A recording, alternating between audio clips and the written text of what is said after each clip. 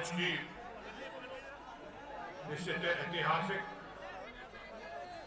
भूमि पर मैं चौधरी अजीत सिंह जी का, श्री राहुल गांधी जी का, जयंत चौधरी जी का, दिग्विजय सिंह जी का, रशीद मसूद साहब का स्वागत करता हूं इस ऐतिहासिक भूमि पर। यहाँ से 1857 में 10 मई को अंग्रेज सरकार का तख्ता पलटने की जो कोशिश थी वो कामयाब हुई।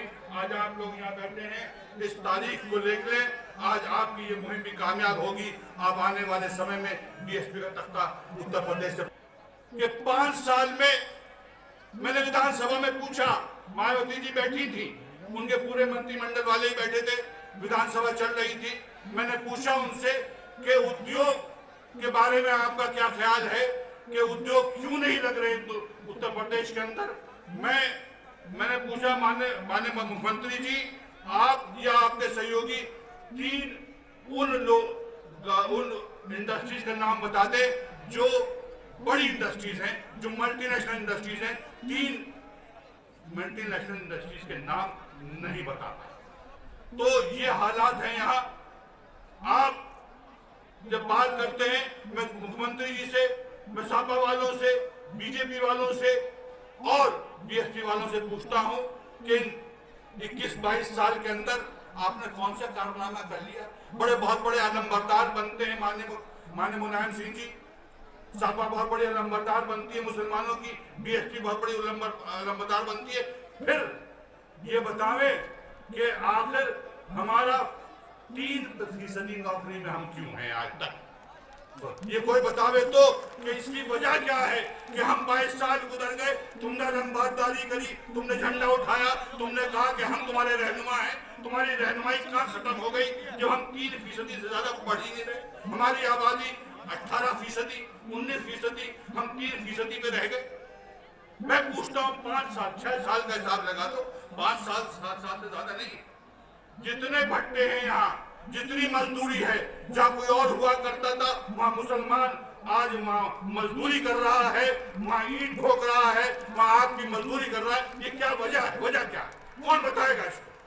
22 साल में आपने कर दिया, अलंबरदारी आपने तय कर दी, मगर आपने मुसलमान के बारे में मुसलमान को नीचे रखा। अगर हिसाब लगावे किसान का, तो किसान की जमीन आपने 300, 400, 500 रुपए मीटर पे ले ली, 17,000, 18,000 में बेची उसे। अगर अजीत सिंह, राहुल गांधी जी, जयंत चौधरी ना होते तो 1,16,000 गांव जो उत्तर प्रदेश के हैं उसमें से 23,518 गांव खत्म हो गए होते। अगर उन एक्सप्रेस हाईवे के अंदर उन्होंने जिस तरह से चलना चाह रहे थे वो चलाते, खत्म हो गए होते। हर 1 किलोमीटर पर 7 गांव खत्म हो रहे थे। ये तो आप लोगों की मेहरबानी है कि किसान को सांस मिल गया। उसकी जमीन अब सस्ते दामों में नहीं जाएगी, अब वो पैकेज की शक्ल में नहीं जाएगी कि उद्योगपतियों को हम लैंड पार्सल दे दें और लैंड पार्सल के अंदर वो अपना हिसाब बनाए। अब ऐसे नहीं जाने की, ये एक सोचने की बात है। मैं यहाँ आज ये बात मुलायम सिंह जी से पूछना चाहता हूँ, मैं मायावती जी से पूछना चाहता हूँ कि उत्तर प्रदेश के विभाजन का जिस तरह मजाक उड़ाया है आपने, मायावती जी ने वो पूरा उद्योग, वो जो विभाजन का मुद्दा था, 1 मिनट के अंदर खड़ी हुई, मैंने भेज दिया है सेंटर को। विभाजन का मुद्दा क्या भेजा है तुमने, क्या चीज है? उत्तर प्रदेश का विभाजन करने की बात कर रही हो, प्रस्ताव भेज रही हो हिंदुस्तान भारत सरकार को। आखिर वो तरीका तो बताओगी कि क्या है, क्या नहीं है, क्या भेजा है, क्या बनेगा, आखिर किस तरह से बनेगा, ये सारी बातें बताओगी। मगर बताओगी नहीं तो ये काम नहीं चलेगा। 1 मिनट के अंदर सारा का सारा प्रस्ताव भेज के और मजाक बना दिया उसका।